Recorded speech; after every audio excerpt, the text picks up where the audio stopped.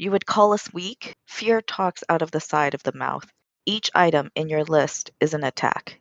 That turns its stab upon yourself, displaying the bright terrors that flaw the potential for wonder.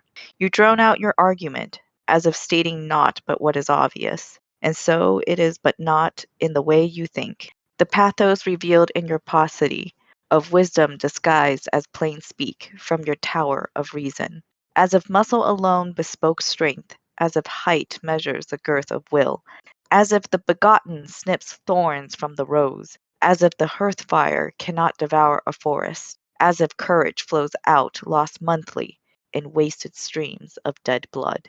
Who is this to utter such doubt? Priest of a cult false in its division? I was there on the day the mob awoke, storming the temple of quailing half men. You stood gape jawed behind them as your teachings were proved wrong. Shrink back from true anger, flee if you can this burgeoning strength. The shape of the rage against your postulated justifications is my soldier's discipline. Sure in execution and singular in purpose, setting your head atop the spike.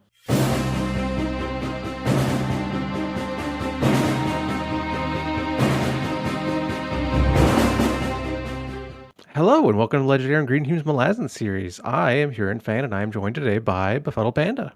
Hi. And Ashaman. Hello. Unfortunately today, Janath cannot join us. We hope to see him next time. How are you? I've been coughing, so I apologize for the state of my voice. I also I don't apologize for the state of her voice. Maybe some people will find it a turn on. I don't know. It's more husky than usual. I could just imagine some of our readers. Oh, yeah. I'm telling you, like, Panda, you could do ASMR all day, every day. I'm sure there'd be market for it. I don't know how popular it is anymore, but... Anamander Rake. Madrum Badrum. Just say Bockelin 17 times. Bockelin. No, that sounds so weird. Bockelin. Oh my god. Okay. This is not our brand. This is our brand. We're transitioning hard into ASMR content. I am tired. Not like I don't have a good reason to be, but winter biking is hard sometimes. Yeah, DMing is a lot of work too. Ugh. Oh yeah. It's gotten really cold. Yeah, it has. It's supposed to snow tonight. Snow tonight. It has snowed almost 3 meters in Ottawa this year. Oh wow. Or sorry, this winter. Oh, you probably hate snow, yeah. It's so bad because like it's just like every day there's more snow basically, and that means that paths are not cleared. Is Ottawa flat? Ottawa is. It's not flat. There's a reasonable amount of hilly stuff, and we're next to a park that has a lot of hills. The missus and I have talked about moving to Hokkaido because they get so much snow. Oh, you want to move towards snow? We traveled to West Japan over the mountains last month, 2 months ago, just so we could experience snow because we were hard to get me here. They had like a meter. It was awesome. Oh, nice. Tokyo doesn't get any snow at all? They're lucky if they get like a few centimeters a year. Like once every 5 years, they might actually get something that means anything. In Ottawa, we have the world's largest skating rink, the Rideau Canal. It hasn't been open at all this year because the weather has been so all over the place. It's so sad. It's the first time in like 70 years it hasn't been open. Oh, really? You mean so it's just like not consistently cold? The temperature variation is too large? Yeah. Okay. So you need to have like 10 days where it's under minus 10 degrees Celsius. And we've had some days below minus 10, but they're pretty spread out. And since it's the variation is generally what's making for the most all the what if snow. It's one day at minus 140? I think what would happen is the city would need to do a lot of reconstruction from all the burst pipes. Yeah. No one would want to go on the canal. They have bigger problems. Yeah, all the like cleaning up the mass amounts of people who inevitably died because the heaters failed. Power grid will go down. Fun thought. Well, Hurin, since the last time we spoke, yeah. Yeah. I started watching Bluey, and I highly recommend it. It's a really good show. Bluey, And why have you started watching Bluey? Because it's really good. Like, I started. Okay, they're trying to get me to say that my son has been bored, and he has, and I'm ecstatic about it. And he's the cutest little guy in the world. But I started watching Bluey before he came, and it's still really good. We sometimes watch like 10 episodes a day. He'll be joining us whenever he wakes up. I'm eager to hear his thoughts about this part of Toll the Hounds. I bet that he doesn't skip the heist sections He of the book. doesn't skim. No, he doesn't skim in them at all. You know, I am not ashamed. I will not apologize because I need to keep up the momentum to get through it. Otherwise, you will have no content. At least not from me. Well, shall we start? Chapter 13. The Tregal Trade Guild gets spat out onto a lovely beach. Gruntle inhabits his fursona in his dreams. Ditch rides the wagon with a somewhat sketchy tattoo artist. Iskarl exercises his male charms on Lady Envy and Sordico Qualm. Cutter tries to recover from meeting an old flame. Devad Anan Toll gives his new legs a spin. Have you ever had a dream where you were an animal? None that I remember. No, none that I was just an animal. As a kid, I read some of the Animorphs books, and so I would often fantasize about that, but none where I just like woke up and was like, oh, I'm a tiger now. Yeah. I feel like I may have had a dream where I was like a bird, but yeah, I don't think I've ever really like been like a cat or a dog or something or bear. I wonder if I could make myself have a dream like that. Oh, you can definitely induce those states of mind if you visit some shamans and take part in some of their substances. Yeah. Coyote? Oh yeah. Anyway, How are you guys enjoying the Tregal Trade Guild story? It's hard to quantify. parts of it I really enjoy because I really like Gruntle and his interaction, particularly like when I think it's in the next chapter, like when they go back into Hood's realm. And they meet cartographer. And yeah, and like they meet some of the old like Malazan people. Mm-hmm. But then there are parts where I'm just like, this seems like such a big tangent. And you know, you're like, it's building up to something like it's a journey, obviously, because it's the trade guild. So at the same time, just like, okay, I'm ready for you to like get to your destination and see what's gonna happen there. Whenever I read about the Tregal Trade Guild, I just think like, how is this entire endeavor even remotely financially sustainable in any way?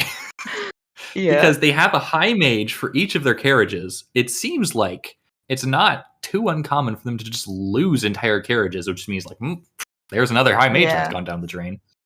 And also, these high mages could totally get better pay elsewhere, I would assume. And the turnover rate for the shareholders is insane. Well, when we look at the shareholders that they have on this journey, at least, it's not too far-fetched, yeah? They all have a death wish. Yeah, exactly. But also, the nature of the journeys is so dangerous, and you need like really high quality shareholders, it seems. So I guess part of it is it's gotten more dangerous than usual. That's true. Right? Yeah, this one's particularly bad.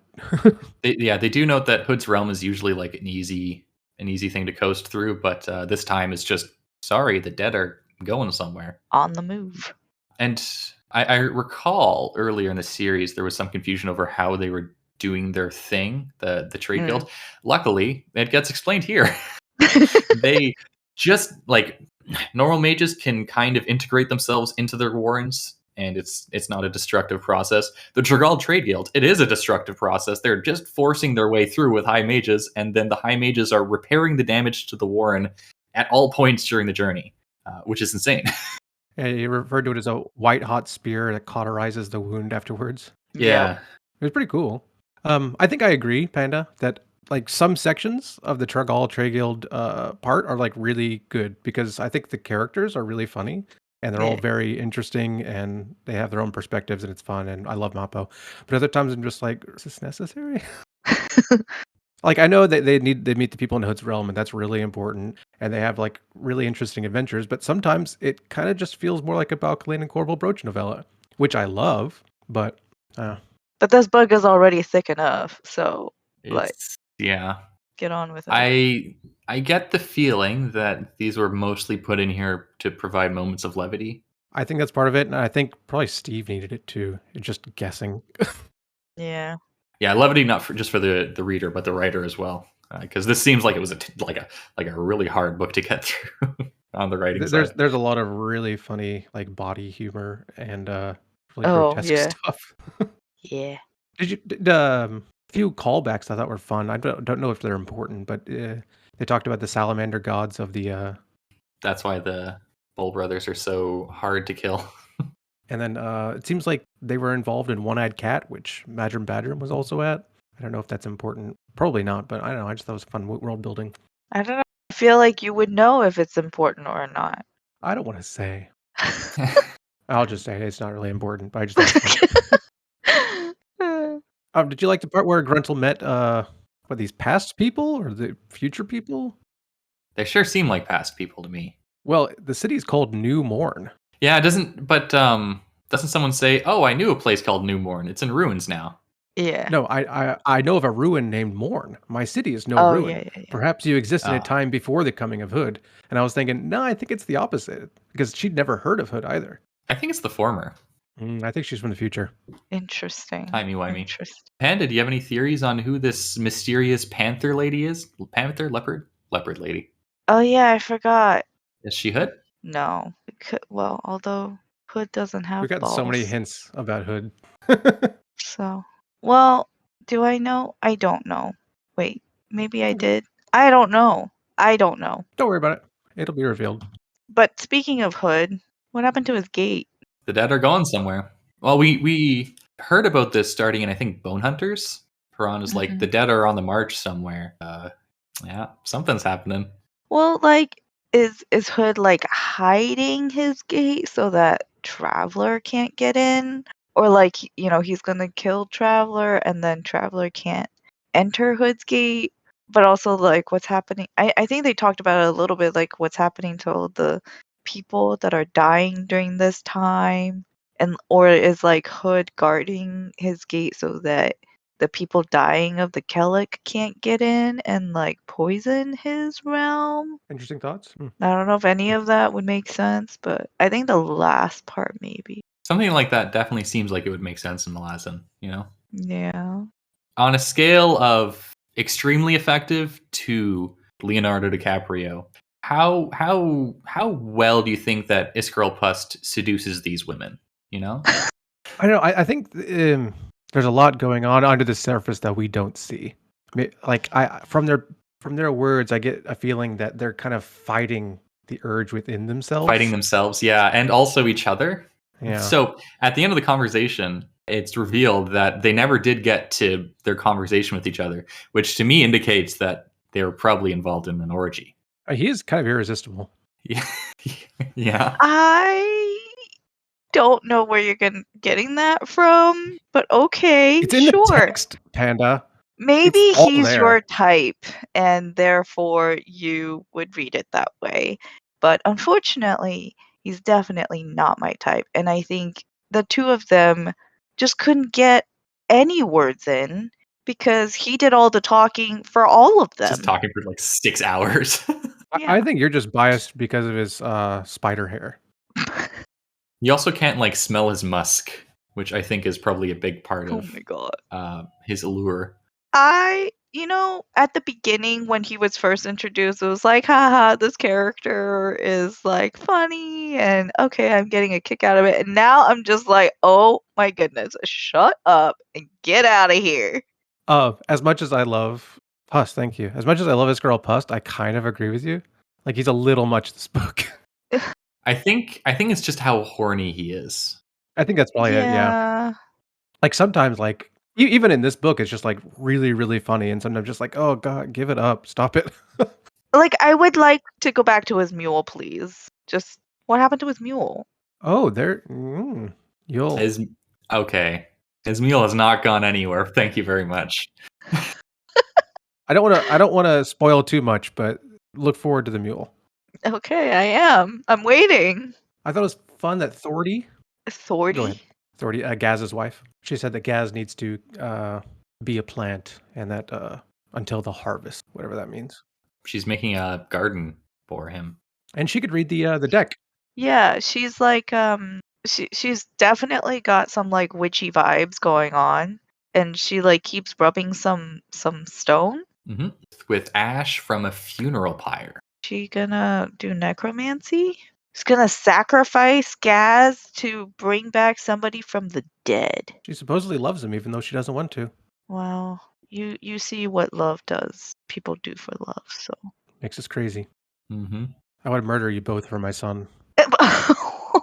Oh. I wouldn't hold it against you.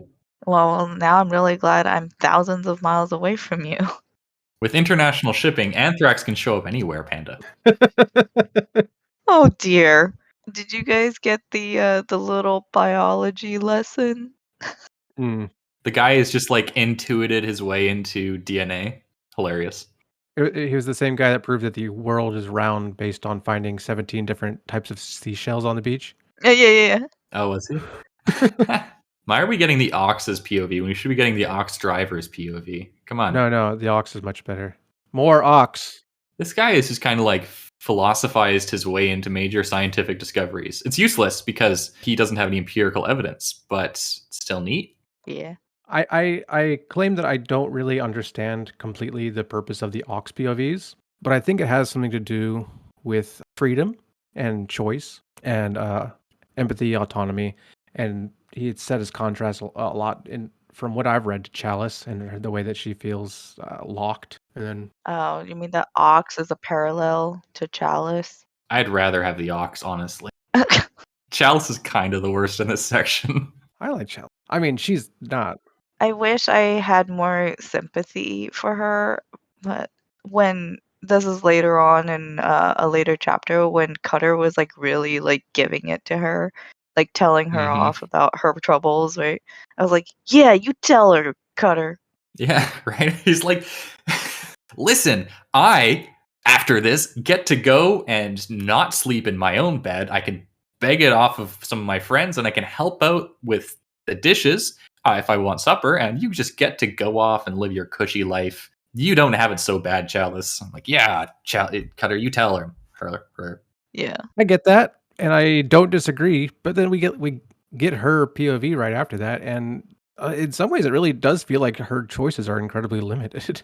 Like when she's talking to Gorlas Viticus, and he's like, he kind of baits her into giving some answer, and she has to give the answer that she wants that will make him the most happy, that keeps him on a leash or something like that. I don't know. I feel bad for her, even though I agree with Crocus. I feel bad for her, but I think that largely she has the power to get out of her situation herself. She just doesn't want to, right? She still wants her cushy life. That's the thing that's limiting her. She doesn't want to have to strike it on her own and make it right. in a scary world, which she actually could. She set up for it because she could, for example, just like steal a lot of her jewelry and just kind of like screw off. And it doesn't seem like Gorlas Viticus would super care about that. I think it'd kill her. He would probably try.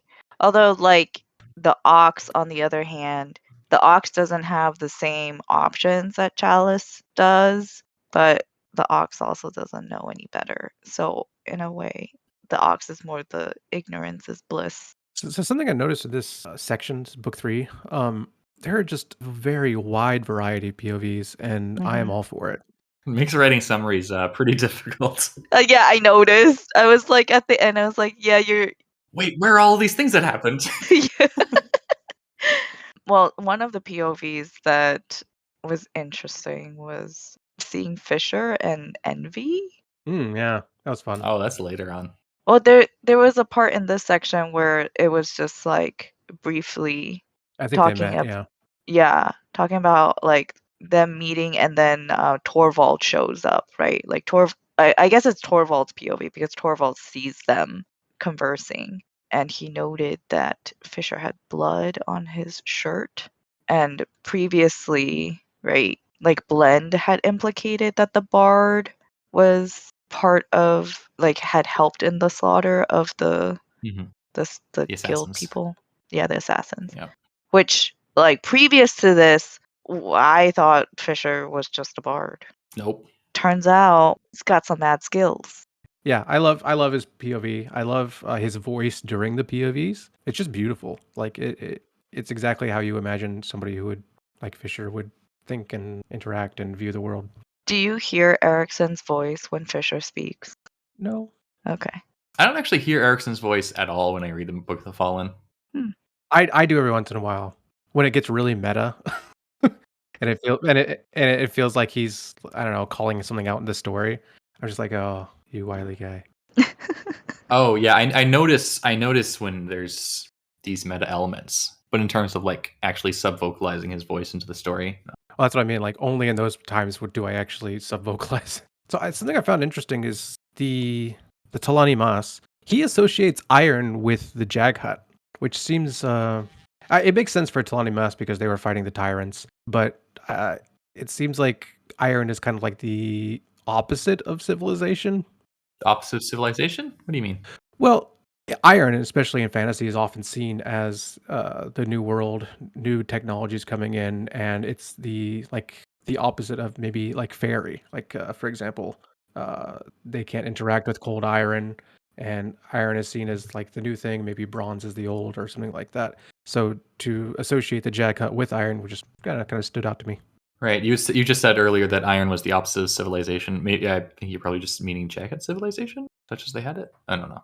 Yeah. Yes, that is what I was thinking. Iron equals civilization, and I wouldn't associate it with the Jaghut for that reason. But this is one of the older Emas. Probably only knows raced.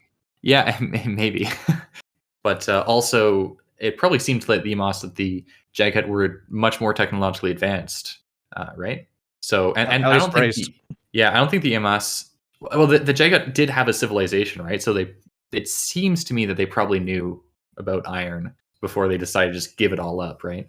And the Emas never got to iron, as far as I can tell, except for this one guy who reveals that he actually has a pretty awesome speech about like frozen flint that was iron that was water or something like that. Yeah, that was really cool. I highlighted that. It's like the first guy that discovered metallurgy, and this is the only language he has to describe it. Pretty awesome. Here it is. He raised both weapons high, the dagger in his right hand, the sword in his left, slashes of first night in the moments of the star's birth. Iron in the guise of stone, iron in the guise of stone that is water, and water that is stone, and stone that is iron. Jaghut tyranny in the hands of Talani Mas. That's so cool. I do like how we get the POV of an Emas that like really remembers the tyrants, because at this point in the story, like almost all the Emas have kind of forgotten, or they're just so traumatized by all the murder that they did. Yeah, just completely checked out. It's true. This Talani Mas is pretty, I guess, innocent. Huh? Yeah. I mean, he's been trapped, so. His legs were broken, and he was like thrown down a mine shaft by Raced. Yeah. Raced is a bad guy. Raced was a. I love Raced as a character. I never. He is. He's so much fun. I love him too. He's one of those guys that like he's hilarious and his voice is so memorable, which is ironic given that he's so non-memorable in Guardians of the Moon. I mean, in Guardians of the Moon, he was like he was the big bad, right? And that's all we really got from him. But his POV was so metal. It was so cool to read.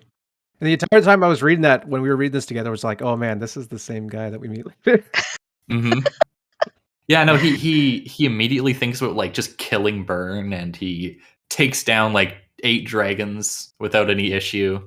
He might be able to take down Animander Rake without his main source of power. Yeah, it's pretty awesome. But he's also just kind of like he just wakes up. He's like, must destroy humans. I think that the Azath House is a good place for him. You know, I'm happy for him to be alive in the Azath House where he can't hurt people. Yeah, much. He's like a bit domesticated now, in a way. Ditch refuses a free tattoo. What's up with that? Yeah. Well... Okay, the whole part in like Draenipur is just wild. Weird. Yeah, and I can't say like I really enjoy it. At this point, I'm just like, can you get on with it a little bit faster? Either like get swallowed by chaos or like something's happening. Something big is happening in Draenipur. But also he's not spending very much time in it. Like it's like maybe like 20 pages total in the book that he's spent in Draenipur, I think. It feels longer. It probably feels longer, I think, because of Kataspala. Maybe. Like he's just really not there. You could tell he's just kind of crazy, to put it mildly, and he's repeating himself over and over again. He's just like, I have this master plan. Animator, I will get you. Yeah, it's like a mad scientist. Mad artist. Yeah, like a twist on the mad scientist kind of trope. I think we get Ditch in book 1 of this, I think, and he's just talking about how tired he is, and then the next time we see him, he's like behind, he's getting dragged by the wagon. Yeah. I think. Yeah, and then Draconis throws him up on top. Like, hey, you need a break. Don't throw him up here. There are too many people here already. Exactly. And then the next time we see him, Draconis comes up, he breaks his neck, and Kataspella starts tattooing him. And then time after that, he's dreaming. So it's like, it's 4 segments with it. Yeah, Draconis goes from like super compassion to I need to use you, crack. Mm-hmm. Yeah. I mean, I am interested to see what comes of this whole tattooing thing where apparently, it's basically spell work on him and he's like critical to whatever it is Draconis is trying to achieve here. Mm-hmm. Did they say that he was one of the mages of Pale? Yes. So Panda, what do you think about Kataspella? He blinded himself. He said that he was going to try to take Dragonper from Draconis to kill Animander. Yes. But Draconis killed him first. Yeah. Anyways, he's like the first one that got in here. A blind guy pulling the wagon, I don't think would be very helpful. I'm just like, cool. Let's get to the good part. Excellent. So when you inevitably find the urge to know more about Kataspella, you should read Carcanis. Well, he has deep ties with Andorist, and he blames Rake for something. Rake for what happened to his sister in Andorist. Right. Mostly his sister. But he also doesn't have legs. We know Andorist is messed up too. Yeah. They're all messed up. They're all the types of serious issues. But this guy blinded himself. This guy, yeah. Let's go to the next chapter. Yeah. Actually, no, I have a quote first. Wow. Ooh. I know. This is from Solara. Sadness was, she well knew, not something that could be cured. It was not, in fact, a failing, not a flaw, not an illness of spirit. Sadness was never without reason, and to assert that it marked some kind of dysfunction did little more than prove ignorance, or worse, cowardly evasiveness in the one making the assertion. As if happiness was the only legitimate way of being. As if those failing at it needed to be locked away, made soporific with medications. As if the causes of sadness were merely traps and pitfalls in the proper climb to blissful contentment. Things to be edged round or bridged or leapt across on wings of false elation. Solara knew better. She had faced her own sadness often enough. Even when she had discovered her first means of escaping it in Durhang, she'd known that such an escape was simply a flight from feelings that existed legitimately. She'd been unable to permit herself any sympathy for such feelings because to do so was to surrender to their truth. Sadness belonged, as rightful as joy, love, grief, and fear, all conditions of being. Too often, people mistook the sadness in others for self-pity, and in so doing revealed their own hardness of spirit and more than a little malice. That just whole thing comes off as self-pitying. Yeah, I agree. Solara, get out of here with your reasonableness. No, I think I highlighted that too. It's really, I say this every time I read Toll the Hounds, but Solara really is great in this book. Yep. Yeah. I don't know what it is about sad girls. No, not sad. Well, sad girls, obviously, but specifically like sex workers in fantasy. They have some of the most interesting POVs, in my opinion. Solara, R. Scott Bakker, I'm like every woman prostitute just has like this way of seeing to the heart of things and seeing through all the BS, but also not being like horribly jaded, right? They Renard, I don't remember who that is. She's in Fall of Light and Fortune. Yes, yeah. See her too. Yes, chapter 14. Our boy Talk re-enters the narrative yet again, gainfully employed this time in the company of mysterious Iskar Jarak. Karsa rides off to meet the doggos, encountering their shadowy owners in the process. And Amander puts down his sword for a minute. How heavily do we... Skinner! Oh, Skinner. The most boring antagonist in the Fallen. He's not really in this. Not in the Book of the Fallen, in just the Malazan world. Oh, I like Skinner a lot. I don't like Skinner. I think he's so boring. But how heavy do we think that Dragnipur is? Enough to sweat stone. Yeah. How does sweat? I don't know if it's metaphorical or if it's a metaphor made real, but like that's intense. I guess like there's some moisture in stone, and Dragnipur is so heavy that the pressure is like squeezing the water molecules out of the stone. I think that's too literal. Was the stone like literally? I thought it was just like sort of disintegrating, like little bits of ore chipping off and stuff. Maybe. In any case, he puts it down for like 1 minute, and all of Coral almost collapses. I think his animator is just being dramatic. And maybe he's like doing magic to do that. And just check out what I can do. Oh my lord, you're so amazing. This is like absolutely an anime moment, of course. But yes, it is. The sword does contain like this giant wagon full of bodies. Mm-hmm. Like thousands or tens of thousands or hundreds of thousands of people and dragons and demons. Why does the sword exist? Because Draconis made it. He thought it was a good idea at the time. Why? How can he even do it? Like, have we been given enough hints about this so far, Ash? Okay. It's gonna be revealed. It's read and find out. There's gonna be a lot more on this soon. Like in this book or in the next in two this books? Book. Okay. Yeah, what you need to remember is, first of all, the gate to darkness is on the wagon, and chaos is chasing. Right. Yeah. So the sword was made to contain as a mechanism by Draconis to ensure that the gate of darkness was always moving so that chaos could never get to it. Because if chaos gets to the gate of darkness, basically reality ends. You know? Okay. It's super metaphorical. But essentially, if you hold that darkness is like the first thing that existed outside of chaos, the first thing like emerged out of chaos, and like all the warrens are connected. If chaos gets into darkness, it can get through to everything else, and everything will be destroyed by chaos. Darkness basically imposed order on the world, and chaos is trying to destroy that. Mm-hmm. So without, if the gate of darkness is destroyed, like he said, everything's gone. Okay. So yeah, this is a big deal. Yeah, it's the whole order versus chaos thing, like paired opposites. And don't worry, there's not going to be a character that shows up and is like, I'm Master Chaos. I've been the villain this entire series, and I've been pulling all the threads of the people that are pulling the threads. And I'm quirky. No, don't worry, this is not where that's going. Chaos is just a faceless entity that wants to destroy order. You know, Hurin, what this reminds me of. Britney Spears? No. This reminds me of Battle of the Linguist Mages. Why? Oh, because that's the big bad in that book is that chaos. Do you remember? Right. Yeah, Okay, vaguely. I've tried to forget everything about that book. Unfortunately, what's left behind is just my intense hatred. Well, just know that when I'm reading Malazan, I am thinking of that. You're thinking about Scott O'Moore's The Battle of the Linguist Mages. Yes. That's heartbreaking.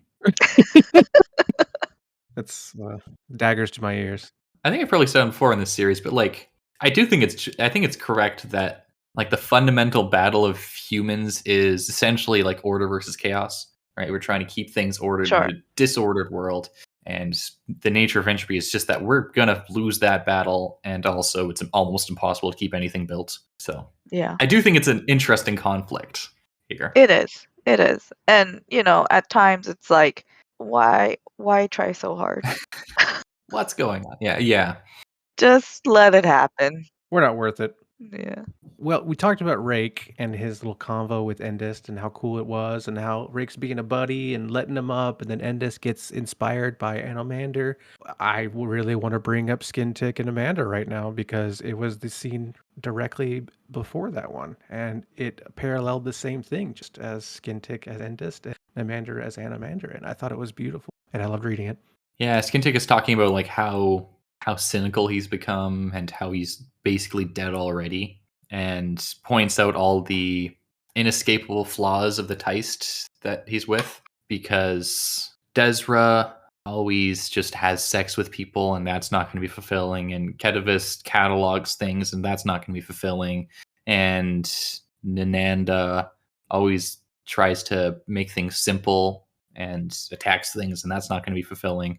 And then he gets to Namander's like, well, Namander, he's too good. He's such a good boy. Let me read this. I don't think Animator Rake has it in him to throw us a rope. Probably not. This admission so wise shook Skintick.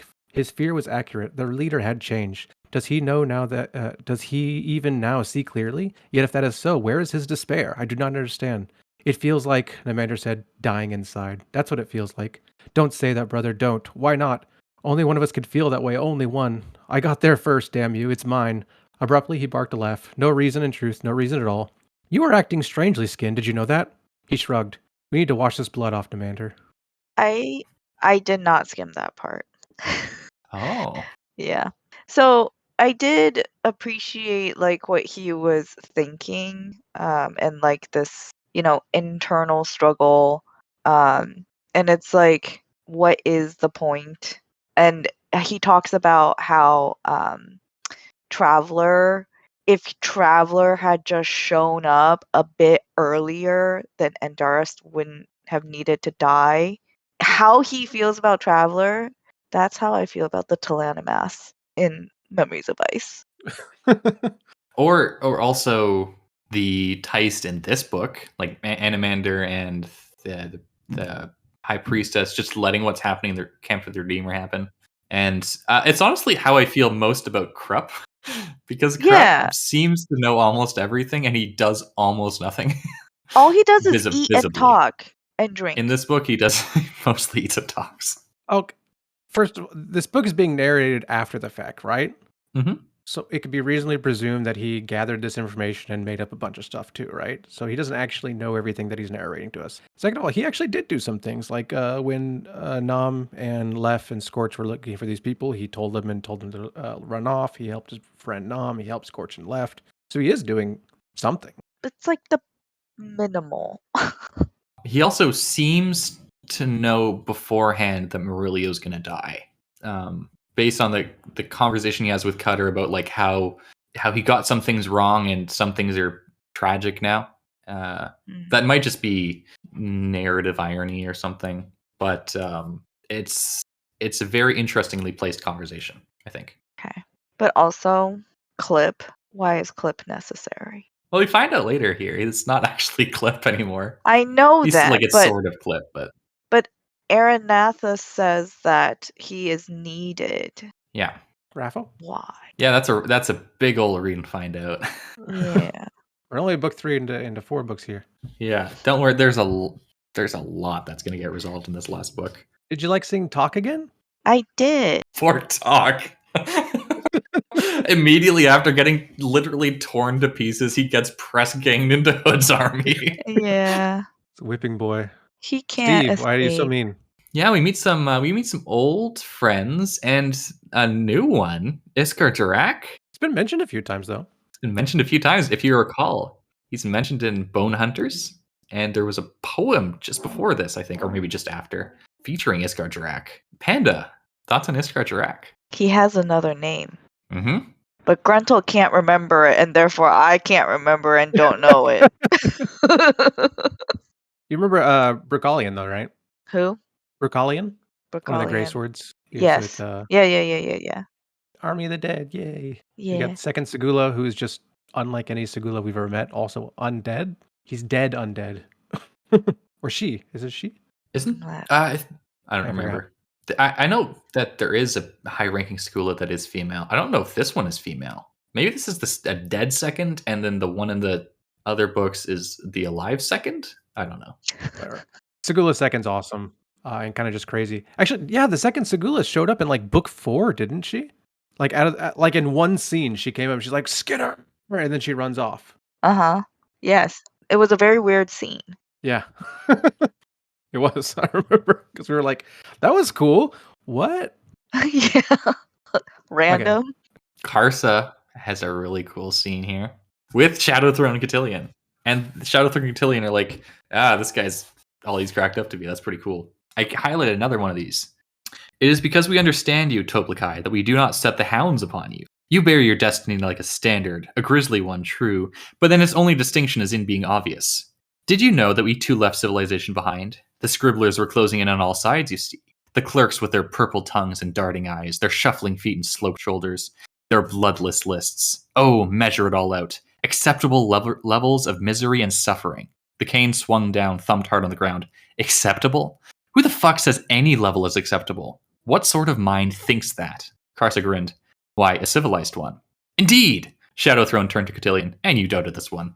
That was fun. I love Shadow Throne! I love that section, and I love Karsa's answer. But they just kind of feel a little rich coming from the guys who conquered like several continents. Yes! It's like, sure, maybe they actually did kind of get tired of it, and then that's why they left, or maybe that was one of their many reasons, and like it's complicated They and all have that. elevated beyond civilization, Hurin. Maybe ascended. Yes, exactly. But also, like this, like even just like living, you have to kind of accept that some levels of suffering are acceptable, right? Maybe it's just something we shouldn't say. Yeah, that sounds like an inner thought. Yeah. So like this to me feels very reminiscent of later on in these chapters when the Jagat go to war against death, or we hear about how they went to war against death.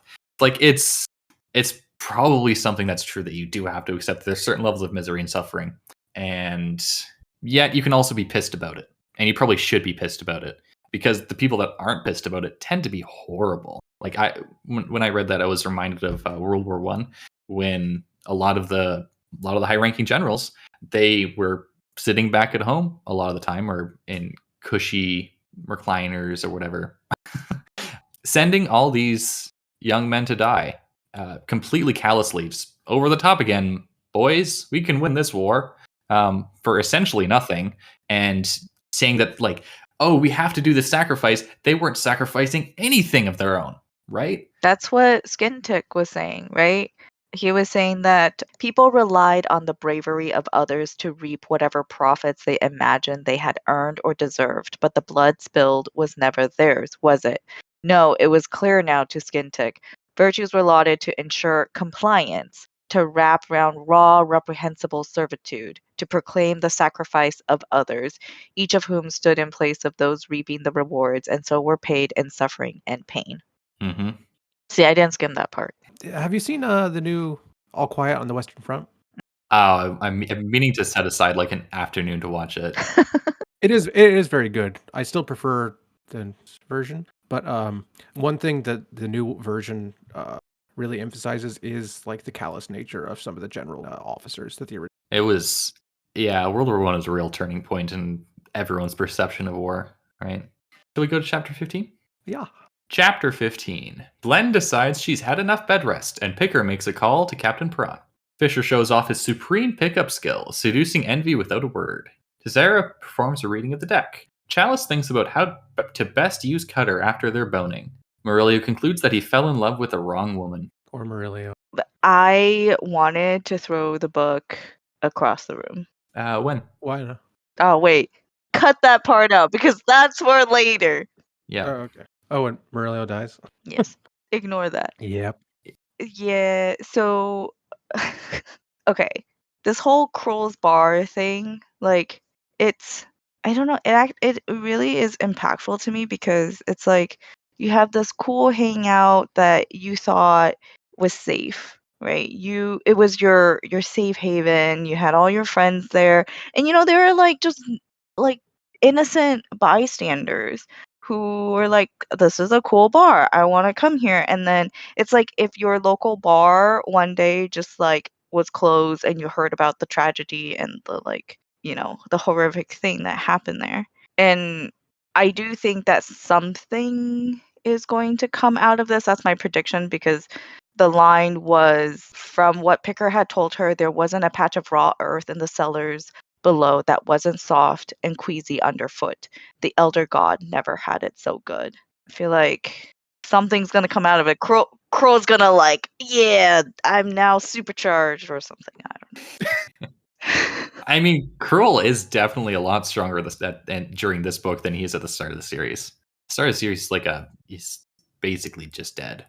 A wisp. But I did want to say, going back to like, if you had been like, if you just imagine yourself like a bystander of, like you just like coming to this pub, right?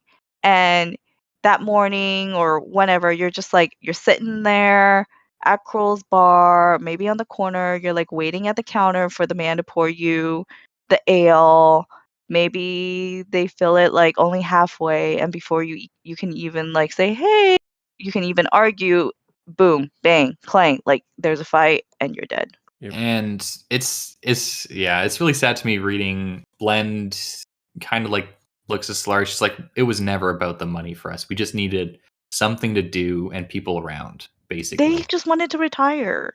They just wanted to retire. They wanted to put down all of their awful past, the hell they've been through their entire lives, basically, and just like have a few years where they didn't have to worry about that.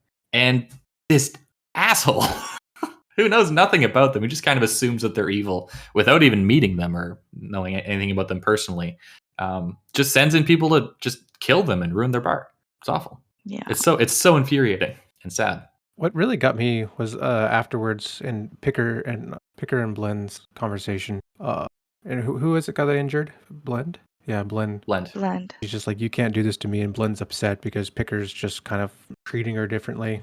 I don't know. I the romance in that scene was really felt, and just really how much they cared for one another. Mm-hmm.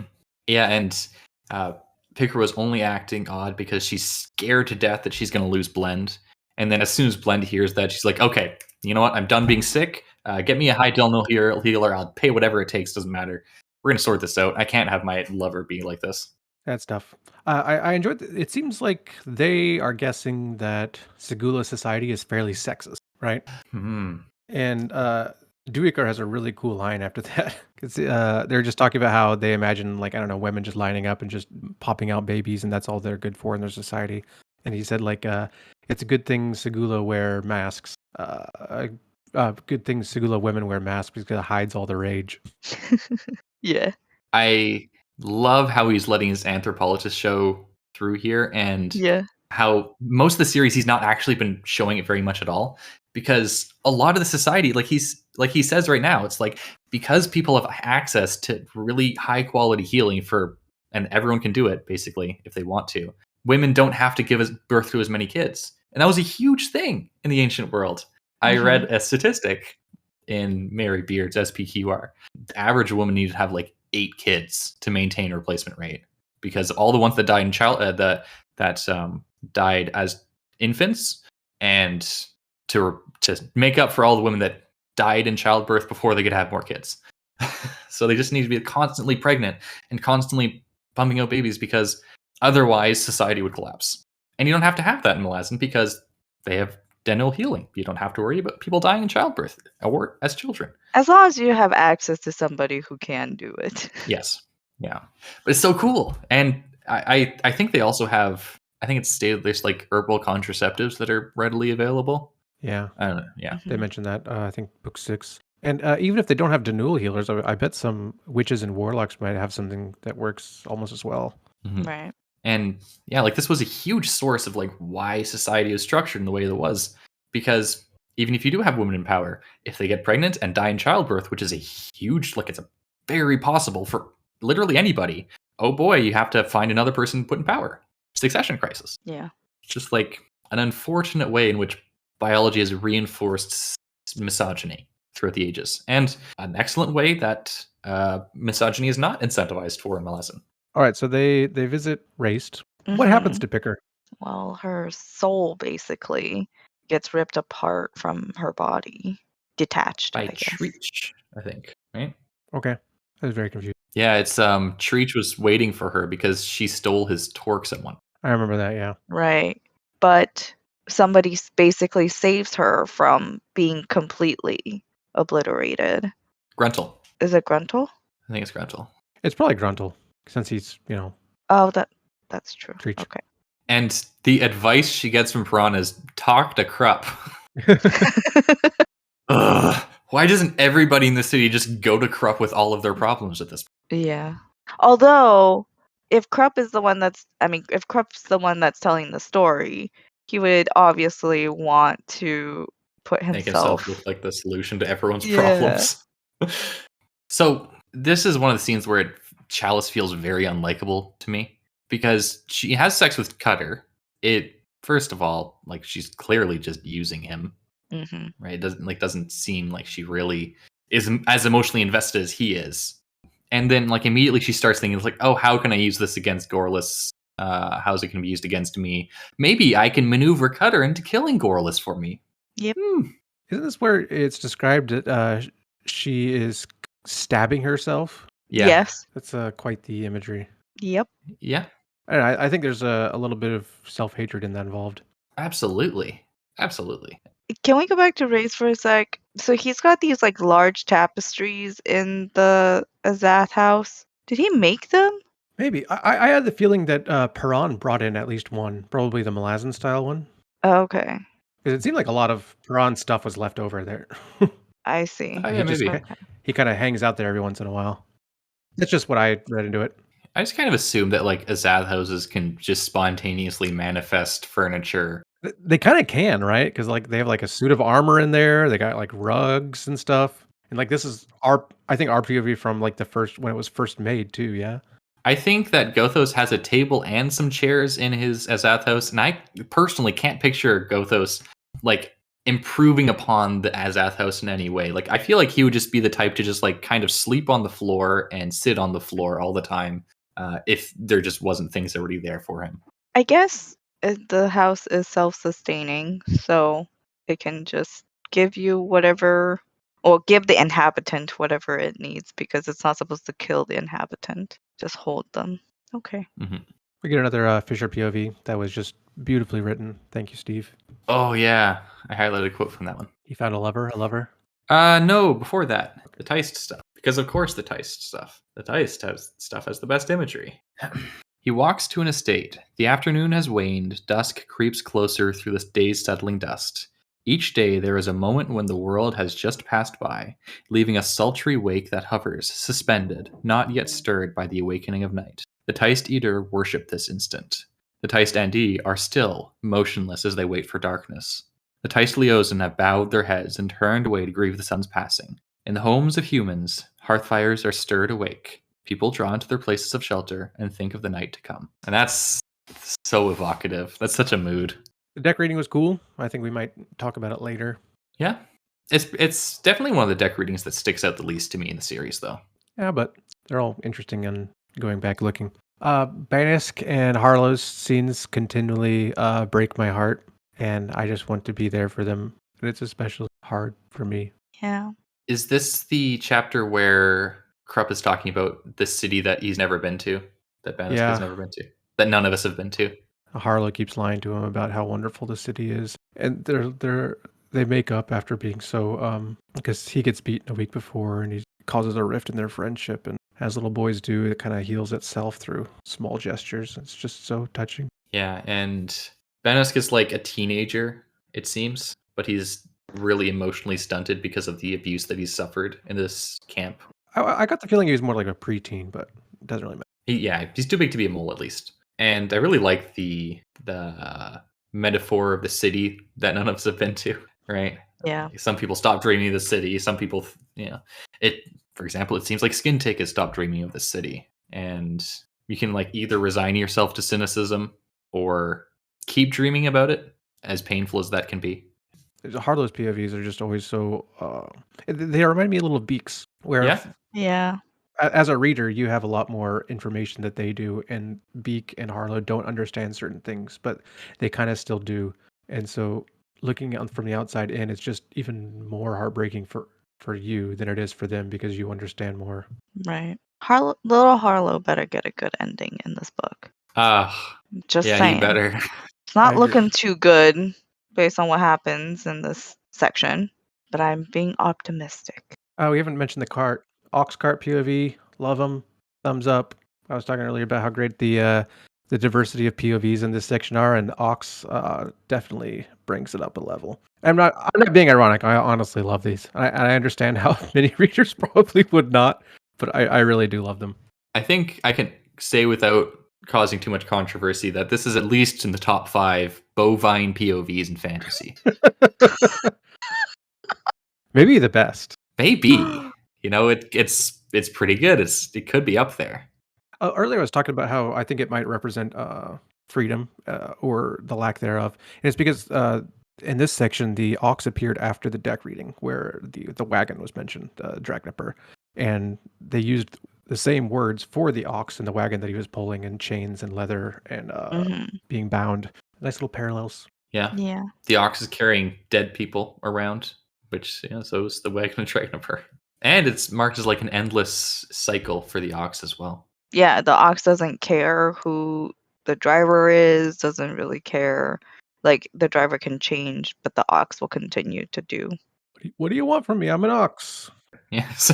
Hey, I'm walking here. Chapter 16? Oh, we haven't mentioned at all about how Murillo is ruminating on his falling in love with Stani. Or Murillo. I love Murillo so much. And just like he spends his days at work taking her abuse and teaching Bellamnom, who is just, I love Bellam so much. And then after work, he goes out to search for her son. Like, what a guy. Yeah, he's definitely a guy that falls in love too easily, I think. I think in a way he's also just trying to atone for some things in Maybe his being past. such a womanizer. Yeah? Yeah. Or just the guilt from killing Simtal. I think that was mentioned. His role in her death, yeah. Yeah, inducing someone to suicide is pretty horrible. Even though she was a terrible person. Yeah. So I don't think you said he falls in love too much. I think it's the opposite. This might be because before this he slept with anybody and it was kind of a no strings attached kind of thing. Yeah. And then finally he gets outside of that lifestyle and he gets attached to this woman who's just abusive and it really isn't good for him. But he still falls anyway. And I think that's part of the reason is because he's not maybe used to it. So Murillo to me seems like a guy who feels things really, really deeply. And this is why, for example, he goes through such trouble to save the Maib in Memories of Ice. He's literally willing to die for her. Yeah. Because I forgot about that. Murillo, I love you. He really is I don't think he falls in love too much. I think he falls in love very easily. I think it's very easy for him to fall in love. And he ran away from this a lot with his womanizing. But like as soon as he lets that go, he immediately latches onto like the first woman he sees that forms like any kind of connection with, because like Lord knows that Stani has not done anything to seduce him whatsoever. Or maybe he's just drawn to broken women. Oh, I feel that, Murillo. Don't get in any duels anytime soon. Oh yeah, unfortunately they're banned in Canada. Oh yes, just because they're banned doesn't necessarily mean they don't still happen. That's true. Canadians are not a warlike folk. No, we got that all out early on. The stereotype is you're all the nice ones. Got a lot of really nice people here. After they burned down the White House that one time. Yeah. Hey, we were provoked. you get your country invaded. You see if you don't burn down the opposing country's White House. Oh, I don't blame you. Yeah. There's a good song about that, actually. Chapter 16. Calor learns of the Great Jaghut War. Draconis asks Apsalara if she would like to make an alliance with him, and breaks Stitch's neck after she refuses. Kedavis suspects that Clip might not actually be a great guy. The High Priestess justifies her non-involvement in the Redeemer fiasco. Tulis Shorn liberates Samardev's horse. The Trade Guild arrives at a seaside town, causing some small amount of ruckus as per usual. I wish Janath was here, because he would probably go on for 5 minutes about how cool Calor's POV was. Yeah, it seemed like he was ready to. Yeah. I'll say it was fun to read. Well, I mean, we get a lot more like backstory. Motivation. Yeah, for Calor. Which I'm like, okay, I get it. You've had a very like hard past and you become this like very hardened, self-loathing person and you just want the whole world to burn and, take everybody down with you. Yeah, that section where he was talking about his wife that killed herself because she saw all of the destruction or the evil that she would commit if she were basically immortal. And then him grieving for his horse. I mean, the guy is still a bastard, but yeah. I understand him a little better now. His view of himself as humanity personified, I think, is both apt and really not apt. Also incredibly filled with hubris. Yeah. Yeah, so like he's endlessly striving. He's never satisfied with what he has. He's vengeful. He's filled with hate a lot of the time. But also, like, there's so much more to human connections than that, right? Like, he's almost sociopathic in his willingness to use others. And while that does seem to be a trait of a lot of people who climb to the top, most people don't end up climbing to the top. And I think a large part of this is because they're not willing to just use others or be bastards like Calor is.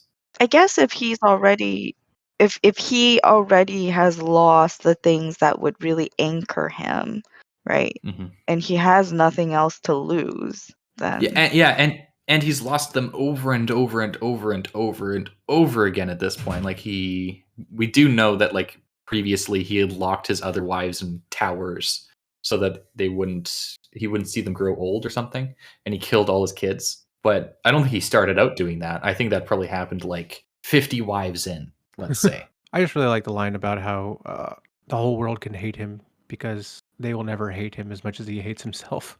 Like, damn, that's a good line. Yeah, it is, but at the same time, it's like it's also a very I don't think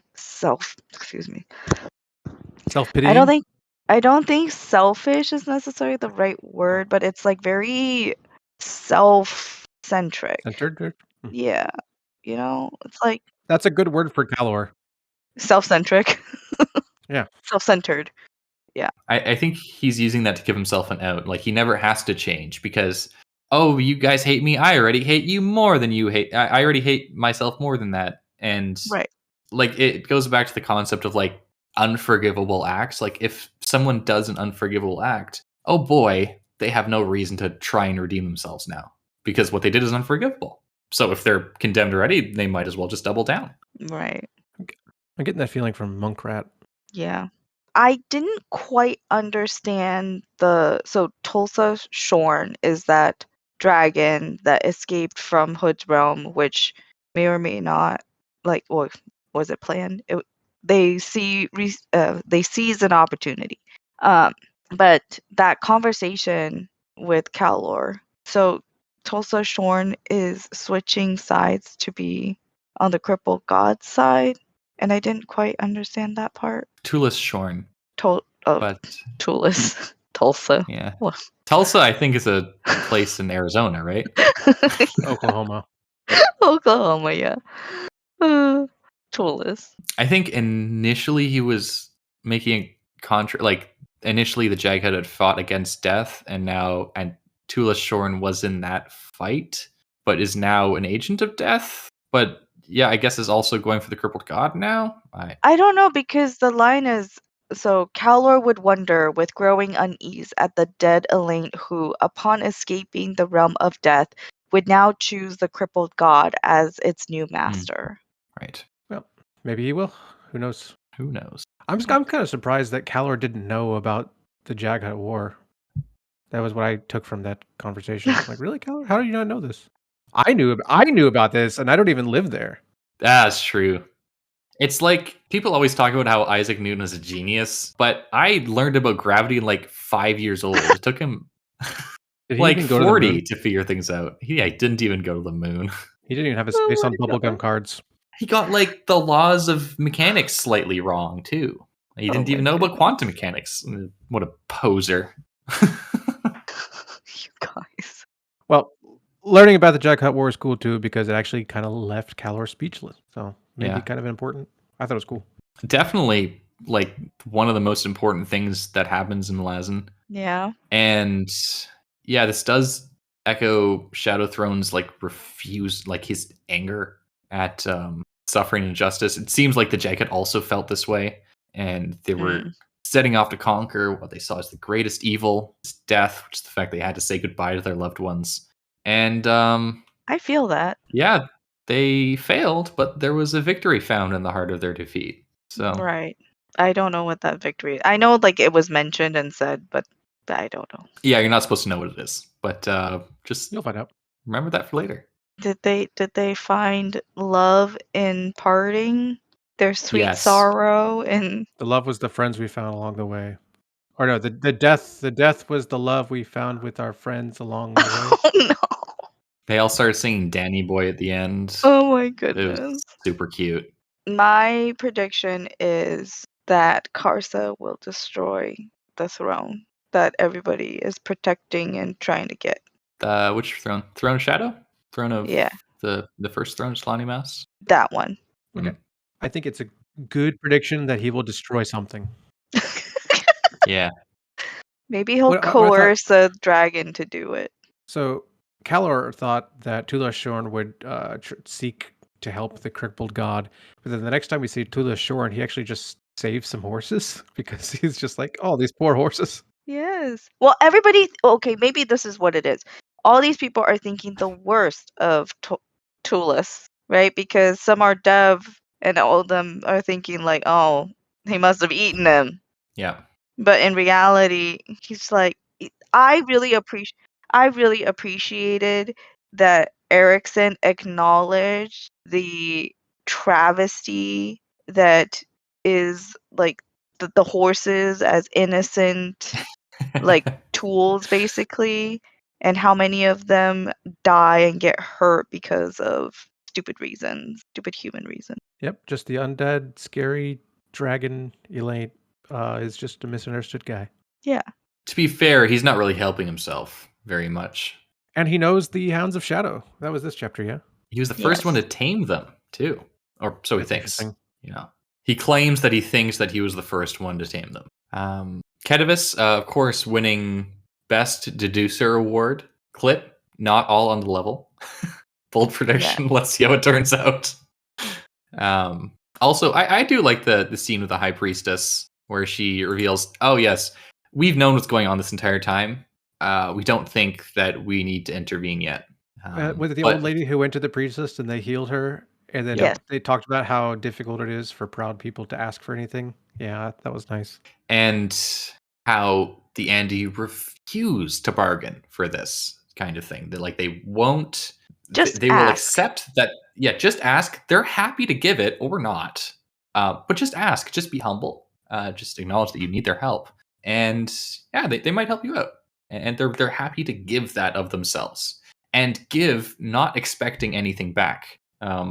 And the old lady very quickly catches on. She's like, "Oh, my thanks to you," or whatever. And then the High Priestess is like, "Oh, that wasn't necessary. I was just doing this." And then there's the little back and forth there. I liked that. Also, the scene at the start where they were like, "Oh, this is a good extra bounty that we brought in.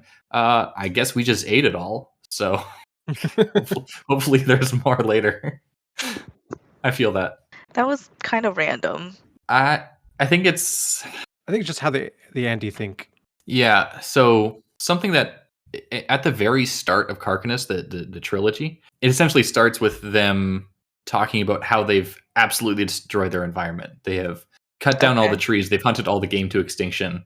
And of course, Carcanus tells the story of the civil war in Carcanus. So this is like part of their mythology. They've extracted all the resources. Everything around them is dead, and then they start fighting amongst themselves.